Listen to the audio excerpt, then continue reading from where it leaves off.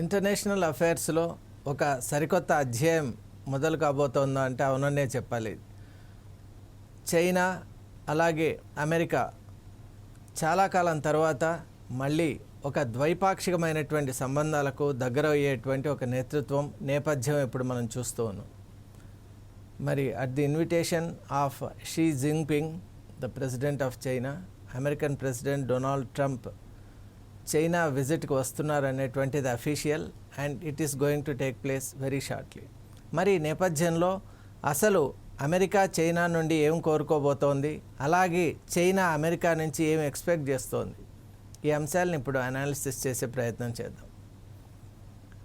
ప్రస్తుతం మనం ఉన్నటువంటి నేపథ్యం ఎలా ఉంది అంటే, ఒకవైపు ఏమో ఇప్పుడే తగ్గినటువంటి ఇజ్రాయిల్ ప్యాలెస్టైన్ వార్, ఇంకా వార్కి సంబంధించినటువంటి అనేక అంశాలు అలాగే ఉన్నాయి. ఆ రుడిమెంట్స్ కానివ్వండి, డ్యామేజ్డ్ పార్ట్స్ కానివ్వండి, అలాగే లైఫ్ రిటర్నింగ్ టు నార్మల్సీ అనేటువంటి అంశంలో కూడా ఇంకా స్పష్టత లేదు. Still so many people are in camps. మరి ఈ నేపథ్యంలో ఇప్పుడు చూసినట్టయితే the ongoing war, Israel America సంయుక్తంగా ఇరాన్పై చేస్తున్నటువంటి ఒక భీకరమైనటువంటి ఒక యుద్ధం జరుగుతోంది. మరి it is entering into nearly the third month. మరి ఇటువంటి నేపథ్యంలో Hormuz strait consider to be the economic throat way or bottleneck. మరి ఆ హెర్మూజ్ అనేటువంటి ఆ స్ట్రైట్ ఎప్పుడైతే ఇరాన్ క్లోజ్ చేసిందో, ప్రపంచవ్యాప్తంగా ఎనర్జీ క్రైసిస్ అనేటువంటిది మనం చూస్తూ ఉన్నాం. ముఖ్యంగా Asian countries are hard hit అని మనకు టైమ్స్ మ్యాగజైన్ కానివ్వండి, అలాగే వరల్డ్ ట్రేడ్ ఆర్గనైజేషన్ కూడా, అలాగే ఇంటర్నేషనల్ మానిటరీ ఫండ్ కానివ్వండి, అలాగే మనకు డిఫరెంట్ ఇంటర్నేషనల్ ఫినాన్షియల్ ఇన్స్టిట్యూషన్స్ కూడా చెబుతున్నటువంటి నేపథ్యంలో yes, that is the truth. Asian countries are hard hit. In fact ఇప్పుడు మనం మాట్లాడుకుంటున్నటువంటి చైనా కూడా nearly above 90% of its energy requirements are being met by Iran అంటే మనం ఆశ్చర్యపోనక్కర్లేదు. అంటే ఏషియన్ కంట్రీస్ అలా డిపెండ్ అయి ఉన్నాయి. వాటి యొక్క సప్లై చైన్స్ అనేటువంటివి ఆ విధంగా వాళ్ళు ఏర్పరచుకున్నారు. కాబట్టి ఇప్పట్లో మారే అవకాశాలు చాలా కష్టం. ముఖ్యంగా భారత్ విషయంలో కూడా మనం చూసినట్టయితే ఇరాన్ కొంచెం భారత్ వైపు ఫ్రెండ్లీగా ఉండటం వల్ల మనకు కొంత ఎల్పిజి విషయంలో ఇప్పుడు సౌలభ్యం వచ్చింది. కానీ ఇనీషియల్ డేస్లో చాలా కష్టపడ్డాం, ప్యానిక్ అనేటువంటిది కూడా మనం చూసాం. మరి ఈ నేపథ్యంలో అసలు గ్లోబల్ ఎనర్జీ క్రైసిస్కు మూలమైనటువంటి హెర్మూజ్ స్ట్రైట్ను నిజంగా ఇరాన్ లిబరేట్ చేస్తుందా, లేకుంటే తాను ఏదైతే కండిషన్స్ పెట్టిందో ఆ కండిషన్స్కే స్టిక్ ఆన్ అయి ఉంటుందా? ఈ మధ్యకాలంలో మనం చూసాం, ఇరాన్ ఎక్స్టర్నల్ అఫైర్స్ మినిస్టర్ కూడా అర్గాస్ అబెచి కూడా అన్నారు, అసలు ఇరాన్ ఎటువంటి యుద్ధానికైనా ఇప్పటికీ సిద్ధంగానే ఉంది అని. అంటే దానివల్ల ఆయన ఒక యుద్ధ ప్రేరేపితమైనటువంటి ఒక సెంటెన్స్ను వ్యాఖ్యను చేశారనేది అందరూ గమనించాలి. ఎందువల్ల అంటే అమెరికా చేసినటువంటి దాడి ఏదైతే ఉందో దానికి ధీటుగా సమాధానం మేము ఇవ్వగలం అనేటువంటి ఒక ఆత్మవిశ్వాసం ఇరాన్లో ఇంకా ఉంది. మరి how the white house is going to react to this అనేది మనం చూడాలి. ఎందువల్ల అంటే Trump has made it very clear, Iran ఏదైతే ఒక రకమైనటువంటి ప్రతిపాదనలు చేసిందో దే ఆర్ టోటలీ అన్యాక్సెప్టబుల్ అని చెప్పినటువంటి ఒక నేపథ్యంలో ఖచ్చితంగా అమెరికాకు ఇరాన్ విషయంలో ఆ కంటైన్ ఎలా చేయాలి, ఇరాన్ యొక్క అగ్రెషన్ ఎలా కంటైన్ చేయాలి, అలాగే ఇరాన్తో మిగతా దేశాలు కూడా ఎటువంటి పాలసీని కలిగి ఉండాలి, ఈ రెండు చాలా ముఖ్యం. మరి with this mind set, if American president is going to land in Tehran, if is going to land in Beijing, మరి అప్పుడు అక్కడ బీజింగ్లో జరిగేటువంటి ఆ చర్చల విషయాలు, అలాగే ఆ ఎజెండా ఎలా ఉంటుంది, అలాగే చైనా కూడా ఈ మధ్యకాలంలో మనం చూసాం, చైనాకి ఇప్పుడు మైండ్లో ఉన్నటువంటి ఏకైక అంశం తైవాన్. అసలు కంప్లీట్ కంట్రోల్ ఆఫ్ తైవాన్ అనేటువంటిది చైనాకు చాలా ఇండిస్పెన్సిబుల్ ఎంటిటీగా మిగిలిపోయింది. ఎక్కడ చూసినా కూడా మనం ఇప్పుడు మనం తైవాన్ గురించి, అలాగే చైనా ఎప్పుడు కూడా తైవాన్లో జరుగుతున్న ప్రతి విషయాన్ని కూడా క్షణక్షణం అప్డేట్ చేసుకుంటోంది. ముఖ్యంగా మనం ఆశ్చర్యపోనక్కర్లేదు, China has used a particular specialised team to watch over Taiwan. అంటే నిజంగా చైనాలో ఉన్నటువంటి అడ్మినిస్ట్రేటివ్, అలాగే అక్కడ ఉన్నటువంటి గవర్నెన్స్ తైవాన్పై ఎటువంటి పట్టును కలిగి ఉంది అని మనం చూడొచ్చు. తైవాన్ అనేది మనకందరికీ తెలుసు, జియోగ్రాఫికల్గా ఇట్స్ అన్ ఐలాండ్, మరి that is situated in Pacific ocean. మరి ఇంపార్టెన్స్ ఏంటి తైవాన్ అంటే, Taiwan is the world renowned in semi conductor and manufacturing and artificial intelligence based chip designing. మరి ఇటువంటి కంట్రీ, అలాగే దానికి ఉన్నటువంటి సిలికాన్ అనేది చాలా ముఖ్యం కాబట్టి ఆ రిసోర్సెస్ అక్కడ తైవాన్లో more than 60% of the world resource is located in Taiwan. కాబట్టి చైనాకు తైవాన్ అనేటువంటిది ఒక ఎకనామిక్గా it's a very big prize అని మనం చెప్పుకోవచ్చు, చెరిష్డ్ ప్రైజ్.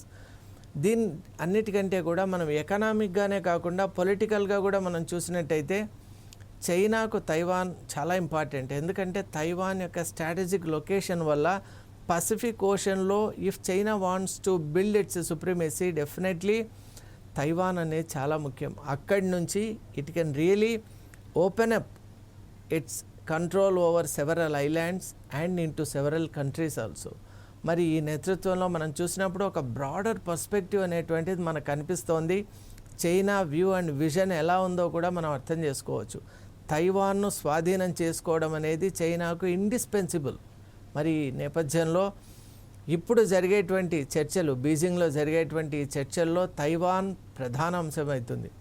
అలాగే ముఖ్యంగా ఈ విషయంలో అమెరికా స్టాన్స్ కూడా మనం చూడాలి. ఎందువల్ల అంటే America has been the lone supporter, అంటే lone biggest supporter for Taiwan. Arms సేల్లో కావచ్చు, అలాగే అమ్యునిషన్లో కావచ్చు, అలాగే మిలిటరీ డిజైన్లో కావచ్చు, అలాగే into other aspects of warfare. ఇంకోటి సెక్యూరిటీ అగ్రిమెంట్ కూడా ఉంది. కాబట్టి డెఫినెట్లీ అమెరికా యొక్క సపోర్ట్ అండ్ స్టాన్స్ ఏదైతే ఉందో అది చైనాకు మింగుడు పడకుండా ఉంది. మరి definitely China is going to put forth that over the table అని అనుకుంటాను.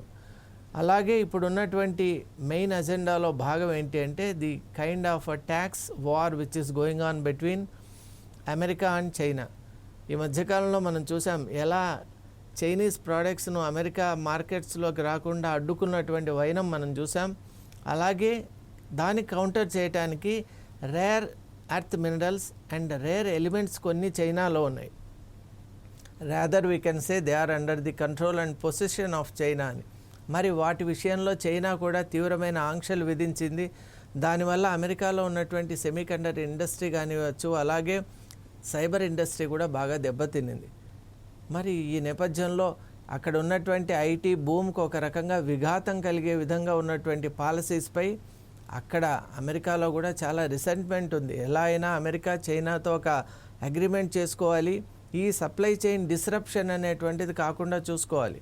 ఇప్పుడు మనం ఎలా అయితే ఆయిల్ విషయంలో ఇప్పుడు క్రూడ్ అండ్ ఎల్పిజి విషయంలో మనం పోరాడుతున్నామో, అలాగే అక్కడ ఉన్నటువంటి మేజర్ అక్కడ ఉన్నటువంటి ఐటీ అండ్ అలైడ్ ఇండస్ట్రీస్ కూడా ఈ చైనా చేతిలో ఉన్నటువంటి ఎలిమెంట్స్ ఆర్ వెరీ ఇంపార్టెంట్. ఆ ఎలిమెంట్స్ కానీ రిసోర్సెస్ కానీ they are very important for their industries, promotion and advancement of their industries. కాబట్టి డెఫినెట్లీ అక్కడ there is a large chunk of people who are giving their voice. ఎలా అయినా America must listen to China and get that supply chain corrected అని.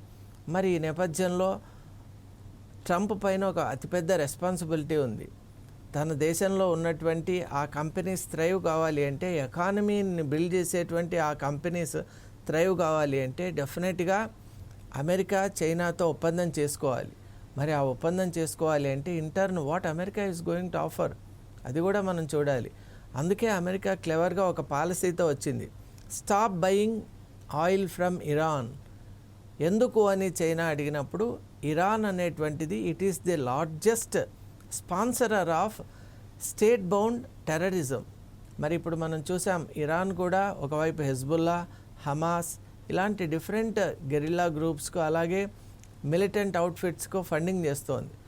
మరి నేపథ్యంలో ఇప్పుడు Hamas మనం చూసాం ఆ ప్యాలెస్టీన్ వార్లో, అలాగే హెజ్బుల్లాస్ లెబనాన్లో చూసాం. అలాగే మనం కనుక చూసినట్టయితే ఇప్పుడు హౌతీస్ అని ఉన్నారు.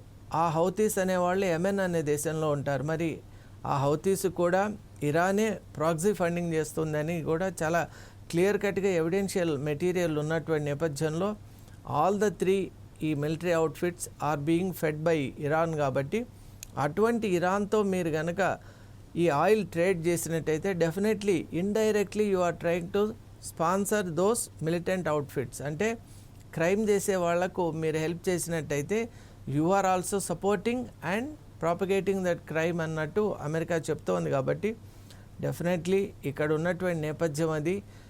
అమెరికా ఉద్దేశం ఏంటి అంటే ఇరాన్ ఆయిల్ తగ్గించాలి. మరి what is the alternative for China అంటే America is saying we will supply, US will supply the oil and crude. మరి you can also get oil and crude from European countries as well as from Russia also. ఈ నేపథ్యంలో America మైండ్లో ఇంకొక విషయం కూడా ఉంది. అదేంటి అంటే ఈ మధ్యకాలంలో Russia is becoming two aggressive. మరి ఈ నేపథ్యంలో China must bring down that aggression of Russia అనేది కూడా అమెరికా చైనా టాక్స్లో చాలా ముఖ్యమైనటువంటి ఎజెండానే. ఎందువల్ల అంటే గ్లోబల్గా సూపర్ పవర్ అయినటువంటి రష్యా ఈ మధ్యకాలంలో డిఫరెంట్ టైప్స్ ఆఫ్ స్టేట్మెంట్స్ అనేవి రిలీజ్ చేస్తోంది. Already it is in war with Ukraine, అది మనందరికీ తెలుసు. కాబట్టి ఆల్మోస్ట్ 4 years అయింది. 2022లో స్టార్ట్ అయినటువంటి ఆ వార్ ఇప్పుడు 4th yearలోకి వచ్చినటువంటి నేపథ్యంలో సచ్ ఎ లాంగ్ వార్. మరి Russia is still going ahead. At the same time Russia కూడా తన యొక్క ఆయిల్ రిసోర్సెస్ను ట్రేడ్ చేసుకునే విధానం ఉంది. అలాగే ఈ రష్యన్ ఇన్ఫ్లుయెన్స్ కూడా తగ్గించాలి అనేటువంటి ఒక తాపత్రయం అమెరికా మైండ్లో ఉన్నందువల్ల ఖచ్చితంగా America is going to place that before China. మరి అది కూడా మనం చూసాం. అలాగే ఇంకా 2 క్రిటికల్ అంశాలు ఉన్నాయి. అవేంటి అంటే సౌత్ చైనా సీ గురించి కూడా America is going to openly talk with China అని అనిపిస్తుంది. అదేంటి అంటే వెస్ట్ పసిఫిక్ ఓషన్ అంతా కూడా దాంట్లో భూభాగం, దాంట్లో ఒక సెంట్రల్ టు నియర్లీ 1000 ఐలాండ్స్, ఆ పార్ట్ అంతా కూడా China is saying it belongs to the Chinese country అని అంటోంది. మరి హౌ ఇట్ ఈస్ వ్యాలిడ్ అంటే it is saying it is having some ancient ఒక ట్రెడిషనల్ 9 dot పాలసీ ప్రకారం ఈ మొత్తం సముద్రం అంతా కూడా మాదే అని చెప్తోంది. మరి how it is it valid అంటే మనకు ఇంటర్నేషనల్ కోర్ట్ ఆఫ్ జస్టిస్ కూడా దాని ruling it is not correct అని చెప్పింది. It is saying that China is playing a foul play అని కూడా అది వ్యాలిడ్ కాదని చెప్పినటువంటి నేపథ్యంలో కూడా ఇంకా చైనా ఈజ్ అడ్వాన్సింగ్ అండ్ అక్కడ ఉన్నటువంటి మినరల్స్ కానీ ఐలాండ్స్ను వార్ బేసెస్గా నిర్మించుకోవడం, మినరల్స్పై పట్టు సాధించేటువంటి ఒక ప్రయత్నం చేస్తుంది. కాబట్టి America is going to discuss all that. Most importantly the kind of interaction, ఇప్పుడు మామూలుగా ట్రేడ్ ఉంది కదా, general trade between America and China, దాన్ని కూడా పెంచేటువంటి కొన్ని ప్రయత్నాలు జరుగుతున్నాయి. ఎందువల్ల అంటే ఈ మధ్యకాలంలో మనం చూసినట్టయితే చైనీస్ అండ్ అలాగే చైనా గూడ్స్ విషయంలో అమెరికా ఓపెన్గానే కొన్ని స్టేట్మెంట్స్ రిలీజ్ చేయడం, అలాగే వాటిని చైనా కండోన్ చేయడం, ఇదంతా మనం చూసాం. అంటే it was a kind of volley of words. అలాగే యాక్షన్స్ కూడా జరిగాయి కరెస్పాండింగ్. కాబట్టి డెఫినెట్లీ ఇంటర్నేషనల్ సినేరియోలో China is being contained by America అనే ఒక భావన ఉంది. కాబట్టి దాన్ని తొలగించుకోవడానికి చైనా కూడా it wants to take some retaliatory measures. మరి గ్లోబల్ ఎకానమీలో భాగంగా కూడా ఇటువంటి చర్యలు తప్పవని కూడా చైనా చెప్తున్నటువంటి నేపథ్యంలో వీటన్నిటి విషయంలో కూడా అమెరికా చర్చ చేయదలుచుకునింది. ముఖ్యంగా dollar is being replaced by an అనేటువంటిది నిజంగా అతిపెద్ద సంచలనం. మరి దాని గురించి కూడా ఇక్కడ చర్చ రావచ్చని ఈ చర్చకు సంబంధించినటువంటి ఎక్స్పర్ట్స్ చెప్తూ ఉన్నారు. ఎందువల్ల అంటే America wants it's supremacy over the whole world.